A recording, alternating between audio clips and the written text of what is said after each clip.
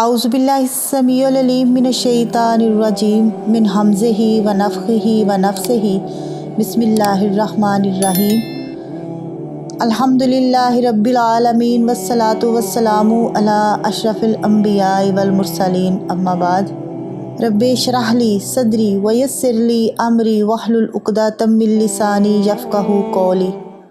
وَإِذَا سَأَلَكَ، اور جب سوال کریں تجھ سے عبادی میرے بندے انی میرے بارے میں، فَإِنِّي قریب تو بے شک میں قریب ہوں، اجیب دعوت الداعی اور قبول کرتا ہوں پکارنے والے کی، داعی پکار کو، اذا دعان جب بھی وہ پکارتا ہے، فَلْيَسْتَجِیبُوا لِی پس چاہیے کہ وہ بھی قبول کرے میرے لیے، بل یؤمنوا بی اور ایمان لائے میرے ساتھ، لعلہم یرشدون تاکہ وہ ہدایت پا جائیں یا بلائی پا جائیں۔ اور جب میرے بندے تجھ سے میرے بارے میں سوال کریں تو بے شک میں قریب ہوں، میں پکارنے والے کی دعا قبول کرتا ہوں۔ جب وہ مجھے پکارتا ہے تو لازم ہے کہ وہ بھی میری بات مانیں اور مجھ پر ایمان لائیں تاکہ وہ ہدایت پائیں۔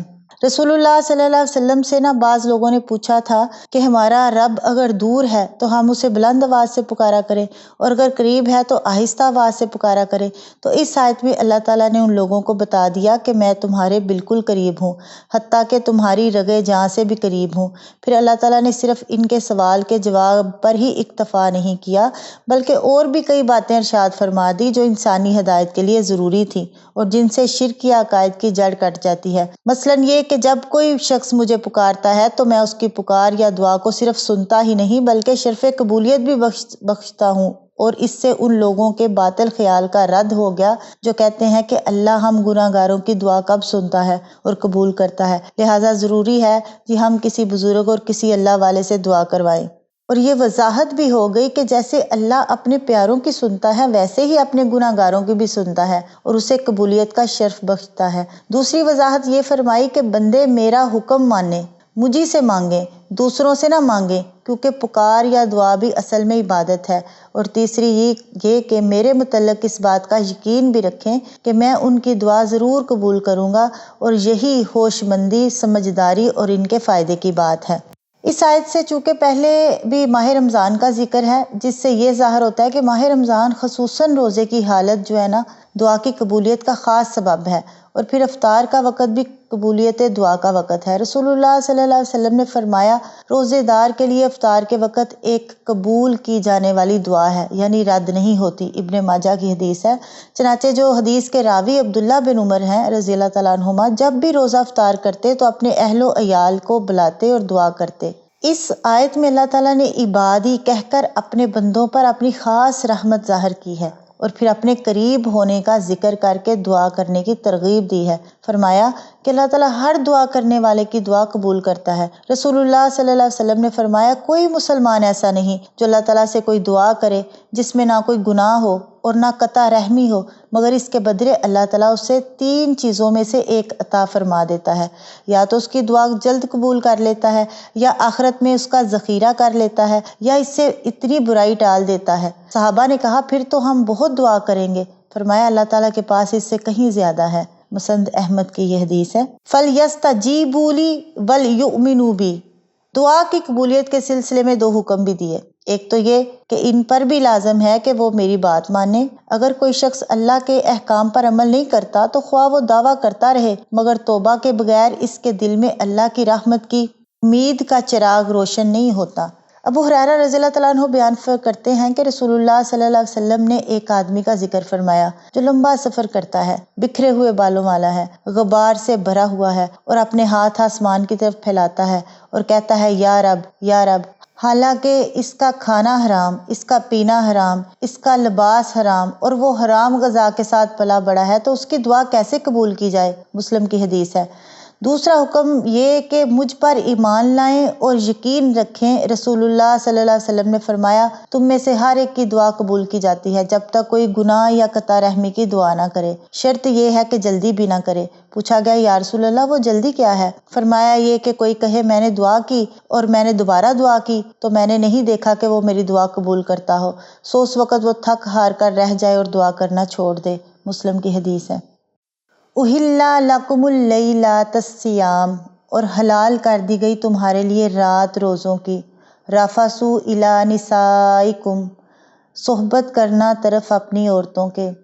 ہنہ لباس لکم، وہ لباس ہیں تمہارے لیے، وانتم لباس لہن، اور تم لباس ہو ان کے لیے۔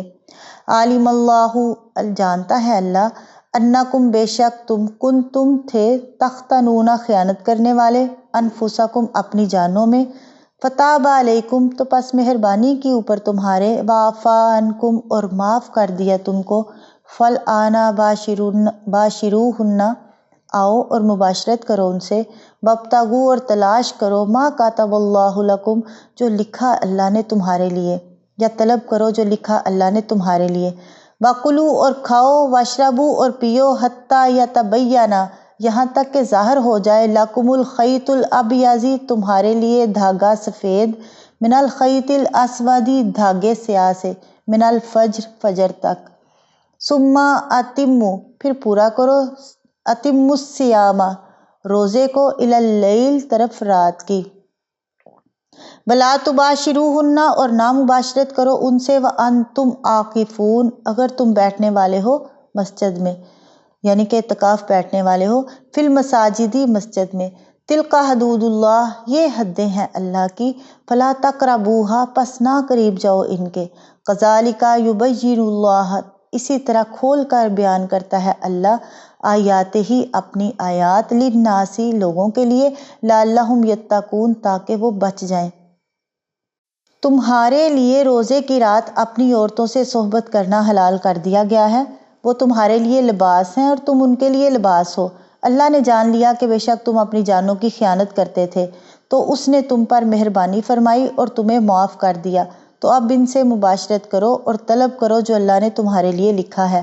کھاؤ اور پیو یہاں تک کہ تمہارے لیے سیاہ دھاگے سے سفید دھاگا، یعنی فجر کا خوب ظاہر ہو جائے، پھر روزے کو رات تک پورا کرو اور ان سے مباشرت مت کرو جبکہ تم مسجدوں میں اعتکاف بیٹھنے والے ہو۔ یہ اللہ کی حدیں ہیں، سو ان کے قریب نہ جاؤ۔ اس طرح اللہ اپنی آیات لوگوں کے لیے کھول کر بیان کرتا ہے تاکہ وہ بچ جائیں۔ ابن کثیر میں ہے کہ شروع میں جب رمضان کے روزے فرض ہوئے تو روزہ کھولنے سے لے کر صرف نماز عشاء تک کھانا پینا اور عورت سے صحبت جائز تھی۔ اگر کسی شخص نے عشاء کی نماز پڑھ لی یا وہ اس سے پہلے سو گیا تو اس کا روزہ شروع ہو جاتا تھا، پھر اگلے روز افطار یعنی سورج غروب ہونے تک کھانا پینا اور جماع اس پر حرام ہوتا تھا۔ بعض لوگ ضبط نہ کر سکے اور رات کو بیویوں سے صحبت کر بیٹھے۔ ابن عباس رضی اللہ عنہما فرماتے ہیں کہ نبی کریم صلی اللہ علیہ وسلم کے دور میں لوگ جب عشاء کی نماز پڑھ لیتے تو ان پر کھانا پینا اور بیویاں حرام ہو جاتی تھیں، اور وہ اگلی شام تک کے لیے روزے دار ہو جاتے تھے۔ تو اللہ تعالیٰ نے یہ آیت نازل کی۔ ایک انصاری صحابی قیس بن سرمہ رضی اللہ تعالیٰ عنہ کے متعلق روایت ہے کہ وہ روزے کی حالت میں دن بھر کھیت میں کام کرتے رہے، افطار کے وقت گھر آئے اور بیوی سے پوچھا کوئی چیز کھانے کے لیے ہے؟ بیوی نے جواب دیا نہیں۔ آپ ٹھہریے، میں جا کر پڑوسیوں سے کچھ لے آتی ہوں۔ بیوی کے چلے جانے کے بعد ان کی آنکھ لگ گئی اور وہ سو گئے۔ بیوی کو یہ دیکھ کر بڑا افسوس ہوا، پھر اگلے دن انہیں بغیر کھائے پیے ہی روزہ رکھنا پڑا۔ ابھی آدھا دن نہیں گزرا تھا کہ کمزوری کی وجہ سے غش کھا گئے۔ اس کا علم رسول اللہ صلی اللہ علیہ وسلم کو ہوا تو یہ آیت نازل ہوئی۔ بخاری کی حدیث ہے۔ ہنہ لباس لکم، یعنی میاں بیوی ایک دوسرے سے لباس کی طرح مل جاتے ہیں، انہیں جدا رکھنا یقیناً ان پر شاق ہوگا، اس لیے انہیں رمضان کی راتوں میں مباشرت کی اجازت دے دی گئی۔ اس آیت سے پتہ چلتا ہے کہ میاں بیوی کا آپس میں کوئی پردہ نہیں۔ جس طرح لباس اور جسم کے درمیان کوئی اور چیز حائل نہیں ہوتی، اسی طرح میاں بیوی کا تعلق ایک دوسرے کے ساتھ ہوتا ہے۔ دوسرا یہ کہ تم دونوں ایک دوسرے کے رازدار ہو اور رازدان ہو۔ تیسرا یہ کہ تم دونوں ایک دوسرے کی عزت کے شریک ہو، اور چوتھا یہ کہ تم دونوں ایک دوسرے کے پردہ پوش ہو۔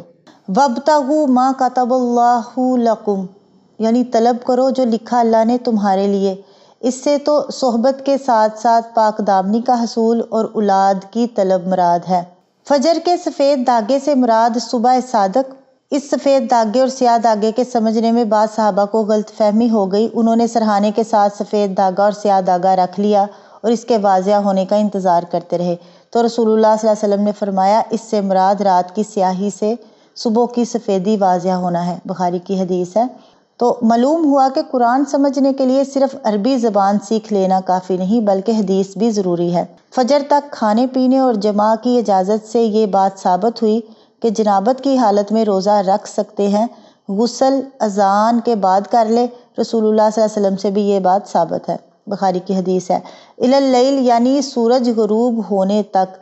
ابو ہریرہ رضی اللہ عنہ سے روایت ہے کہ رسول اللہ صلی اللہ علیہ وسلم نے فرمایا، دین اس وقت تک غالب رہے گا جب تک لوگ افطار کرنے میں جلدی کرتے رہیں گے، کیونکہ یہود و نصارہ دیر سے افطار کرتے ہیں۔ ابو داؤد کی حدیث ہے۔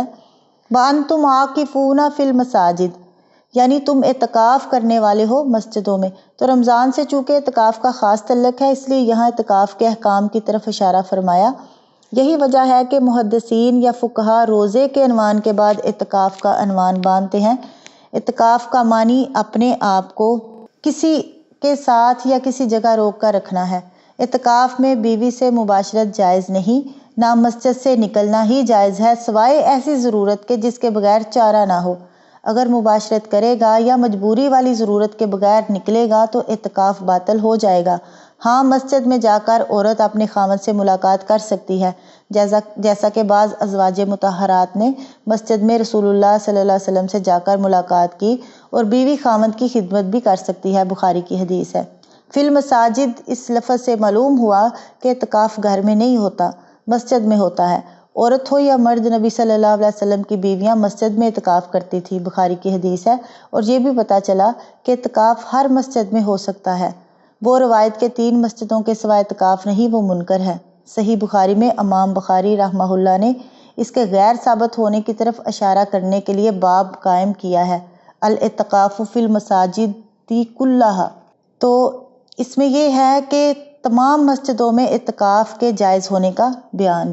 احادیث میں سحری کے وقت کھانا کھا کر روزہ رکھنے کی ترغیب دی گئی ہے۔ انس بن مالک رضی اللہ تعالیٰ عنہ بیان کرتے ہیں کہ رسول اللہ صلی اللہ علیہ وسلم نے فرمایا، سحری کھاؤ کیونکہ سحری کھانے میں برکت ہے، بخاری کی حدیث ہے۔ اور عمرو بن عاص رضی اللہ تعالیٰ عنہ بیان کرتے ہیں کہ رسول اللہ صلی اللہ علیہ وسلم نے فرمایا، ہمارے اور اہل کتاب کے روزے کے درمیان فرق سحری کھانے کا ہے، مسلم کی حدیث ہے۔ لہٰذا سحری کے وقت کچھ کھا پی کر روزہ رکھنا چاہیے۔ تلک حدود اللہ فلا تقربوها یعنی یہ احکام، صبح صادق تک مباشرت اور کھانے پینے کا جائز ہونا، فجر سے سورج غروب ہونے تک ان چیزوں کی ممانت، اور اعتکاف کی حالت میں عورتوں سے مباشرت کی ممانت، یہ کام اللہ تعالیٰ کی حدیں ہیں، ان کی سختی سے پابندی کرو، یعنی ان سے آگے کیا بڑھنا، ان کے قریب بھی نہ جاؤ۔ آخر دعوانا ان الحمد للہ رب العالمین۔